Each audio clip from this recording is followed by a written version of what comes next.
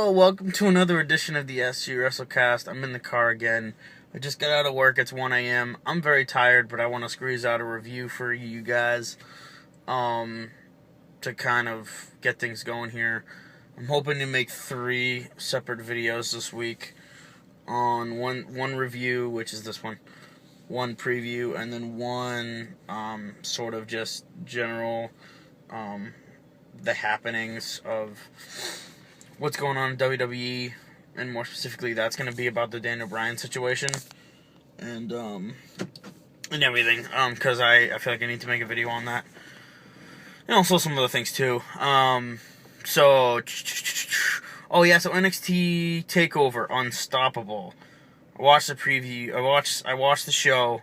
It was very, very good. I don't think it was as good as some of the previous NXT specials, but still, I mean, compared to anything that's been going on any of the main roster, pay-per-views and or Raw or SmackDown, I mean, it's great. I mean, compared to that, it's just amazing. I might not remember every match simply because I don't have my computer in front of me. I'm doing this with my phone, and like I said, I'm tired, so I might forget something. So the first match was the number 1 contenders match, which was supposed to be a triple threat. Hideo Itami apparently is injured, so they did a storyline where he was attacked in the parking lot, and he couldn't compete. So that's kind of a shame. It's a rumor that he's going to be out from like 6 to 8 months, which really sucks. But character-wise, he's not the strongest on NXT. But he is one of the best workers on NXT, and that's really a shame. But nonetheless, we had Finn Balor versus Tyler Breeze. Well, this is a standard, good match. Those two guys both are really, really good workers, and I think Tyler Breeze is ready to be called up. My personal opinion, I don't think he needs to be the NXT champion. But I think the guy that they're going with as the next NXT champion after Kevin Owens is Finn Balor. Finn Balor is going to be the next guy before he's moved up to the main roster, and Finn Balor is going to be a star. He is going to be sort of a cross between, like Jeff Hardy and I guess Daniel Bryan. Like his technical independent wrestling background, combined with his charisma and his wacky personality, he is going to be perhaps the best Scottish superstar of this new era. And to be honest, I don't know many Scottish superstars as it is, but anyway, but Finn Balor won. Right person won. He's going to be the number 1 contender to face Owens next. Like I said, it was the right person to win. It was good. Next was the Divas tag team match. I thought this was pretty good. I hate Dana Brooke. Dana Brooke is cancer. She is absolutely terrible in the ring. She's not polished at all. Or green, as you might say. I don't think she's green. I think it's just the fact that she sucks. Because she was like an athletic, model kind of thing. And she just kind of got into wrestling. It's like you can tell she's a female bodybuilder. You can see it because she looks like her face is awful. She looks like a dude. Anyways, sorry, I'm kind of hating on Dana Brooke, but I like Emma as a heel, especially against Bayley. So I thought Emma was good in this match as a heel. Charlotte and Bayley have really good chemistry. They're both 2 of the best divas in NXT, and like I said, I think 2 divas that are ready to be called up to the main roster. I don't think they have to be the NXT Women's Champion. Because Sasha Banks holds that title now, and when she drops that, she's going to move up to the main roster. We need some of these NXT, as I say every freaking video, I think, when I mention NXT, the women's division at NXT is absolutely a blast to watch. And if you are interested in WWE women's wrestling, that's not the shit that goes on Raw and SmackDown, watch NXT. Because you will be enamored by the way these divas work. Because, like I said, the tag match, it was pretty good. It wasn't anything special for NXT standards. This is a little bit of a higher scale for me, I think. Compared to anything that goes on to the main roster, it was amazing.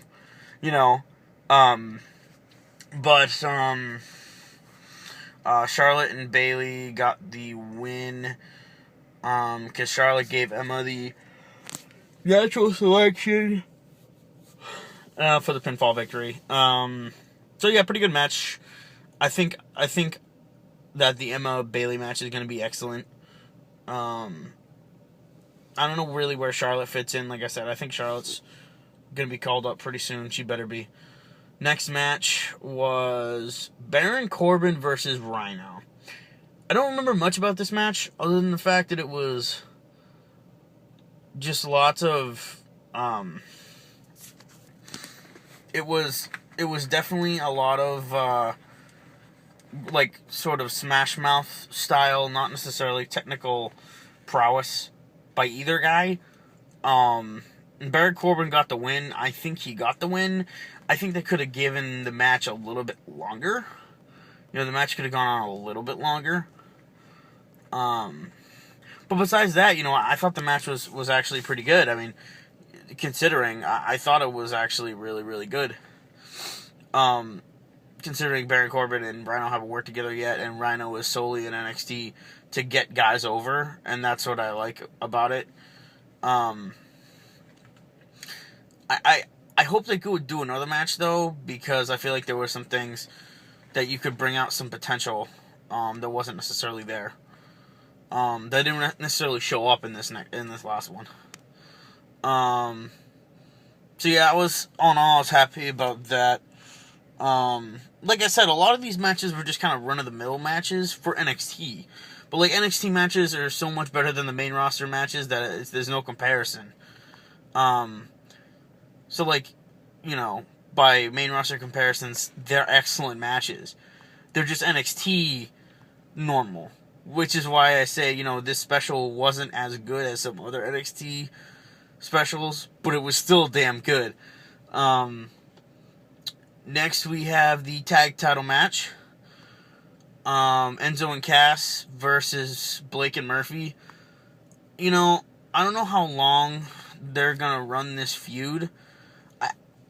I like it. I mean, the now 6 people involved have pretty good chemistry. Blake and Murphy got the win by retaining because Alexa Bliss apparently is turning heel, ? And so she's on Blake and Murphy's side now, and her and Carmella are gonna have a match, obviously, again, and Blake and Murphy and Enzo and Cass are gonna continue their rivalry. So now it's kind of like a trio on trio kind of thing. I like the fact that they made, Enzo and Cass sort of like a stable. The stable doesn't have a name, much like Blake and Murphy and now Alexa Bliss are a stable, ? They're just throwing people together. They're seeing what works. I think Alexa Bliss works way better as a face. If she turns heel, she's going to have to either basically play up her gimmick, almost make fun of her own gimmick. So do the whole princess glitter fucking tutu thing, but really do a change of character to make it sort of this devilish sort of character. Not because Alexa Bliss is adorable and she's way better as a face. I mean, you look at her and it's just okay, she's a face. I mean, look at that face. She's adorable. There's no way she could be a heel, But we'll see what happens with her being with Blake and Murphy. I think Blake and Murphy are relatively generic. I think the fact that they have been doing stuff with Carmella, it's given them a little bit of character. They're trying to be charming and everything like that. But deep down, people want to cheer for Enzo and Cass because everyone knows the chanting and stuff. Enzo and Cass are excellent. They are desperately needed up here. Them and the Lucha Dragons, which kind of didn't work out. I say you bring the Vaudevillains up. And then I say Enzo and Cass are the next in line for that. I really think so. But yeah, tag title match. The finish, like I said, I don't know if I like Alexa Bliss with Blake and Murphy, but either way, the match was pretty run of the mill. Especially an Enzo and Cass match. Kind of reminds me of any other tag team that has a smaller guy and then a bigger guy. Jesse and Festus was just the example that came to my head. Some people have said the New Age Outlaws kind of thing where, Road Dogg was relatively the smaller guy and he was the big talker, and then, he'd talk a lot of smack and then, get pretty much worked over the entire match and then tag in Billy with the hot tag for the win. But we've seen this kind of, tag team before. Finley and Hornswoggle, that kind of thing. I mean, there's tons of examples. I just can't really think of many besides those. Okay, so what else? Alright, so now we have the Divas title match, which was... I don't think it was the best NXT Women's Championship match ever. Sorry, I'm adjusting my chair here. I don't think it was the best NXT Women's Championship match ever. But it was really good. It was the kind of thing where it really changed the direction of, where they're going to be going with this. Basically meaning that Sasha Banks is doing a change of character, and she got over with the crowd, something fierce. Sasha retained, though. There was a lot of animosity in this match, a lot of good wrestling, a lot of good chemistry. I love these two ladies in the ring. The aggression was awesome. You can tell they really like working with each other, and that's great. Because Sasha is really, really good, but so is Becky. Becky is one of those ladies that I really think that she's going to get over. She's on the brink of getting really over. Kind of like how Charlotte was when she first won the women's title. She was over, I guess. But, she was the best woman wrestler on the roster over Natalya, because they weren't going to put the title on Natalya. That match with Charlotte and Natalya, though, is the best match I've ever seen. Best women's wrestling match I've ever seen in my life. But that's neither here nor there. Because it was also the first match I saw, the first NXT women's title match I saw, and I was like, holy shit. But this match was really good, either way. I think the right person won, though. I think Sasha is not done. She has still just a little bit of, not maturing to do. I think she needs to just kind of keep plugging, doing what she's doing, and eventually do the thing where she turns heel and then, and then leaves to go to the main roster. I think he's gonna do well on Raw and SmackDown, because like I said, that women's division is sore right now. Look at Payback. We had the fucking Bella Twins against freaking Naomi and Tamina.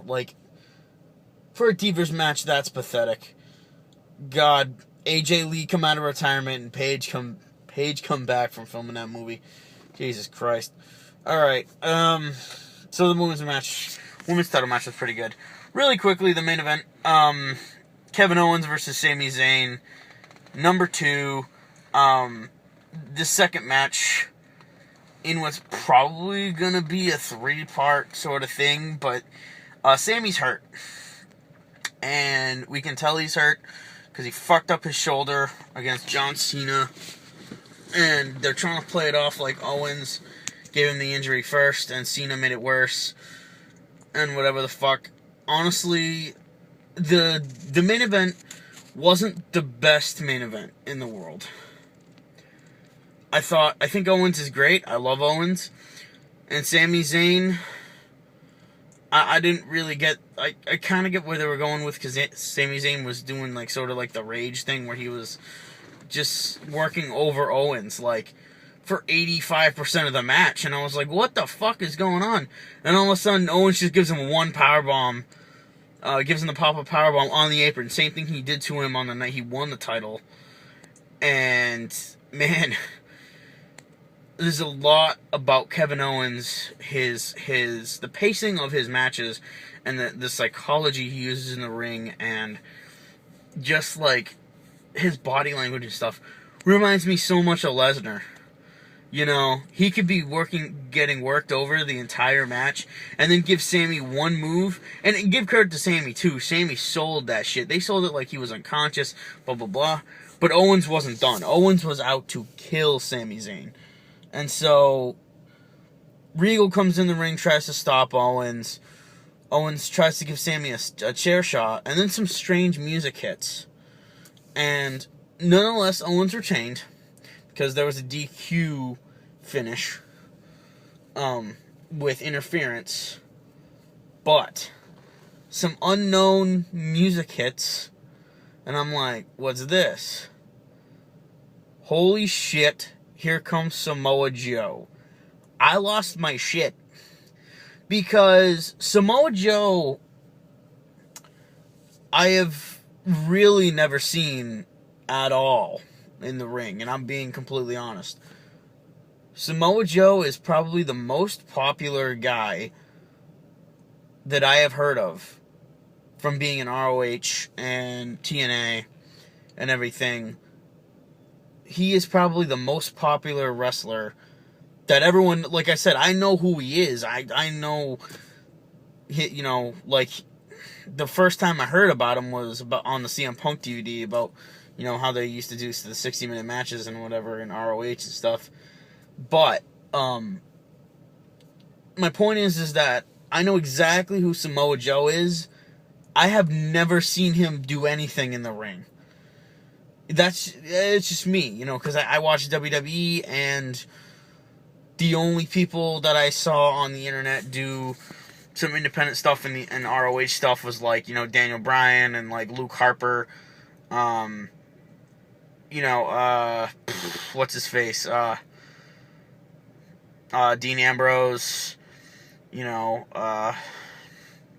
Kevin Steen, El Generico, a little bit of Pac and Prince Devitt, or Finn Balor and Adrian Neville. But Samoa Joe is the one guy, even when I had a little bit of stint of watching TNA, I think Samoa Joe was out at that time, because I've never seen Samoa Joe in a ring. So, the image of Joe and Kevin in the ring, face to face, is like, Triple H, I applaud you, man. I applaud you.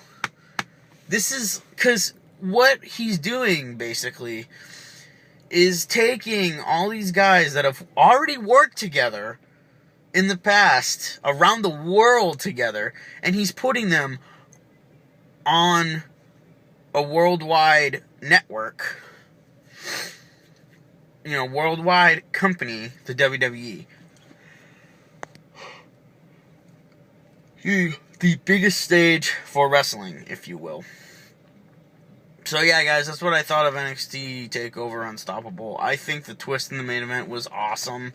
Although the main event itself, you know, you're not going to remember anything specific from this one that was memorable besides what happened at the end. And that's what really this whole match was designed for, to debut Samoa Joe. But it's great. And I give NXT TakeOver Unstoppable out of 10. I give it a 7.5. I think it was really solid. I don't think it was better than, what was the last one? Rival. But, yeah, I mean, tell me what you think, guys. What do you think is going to go on for the next NXT TakeOver special?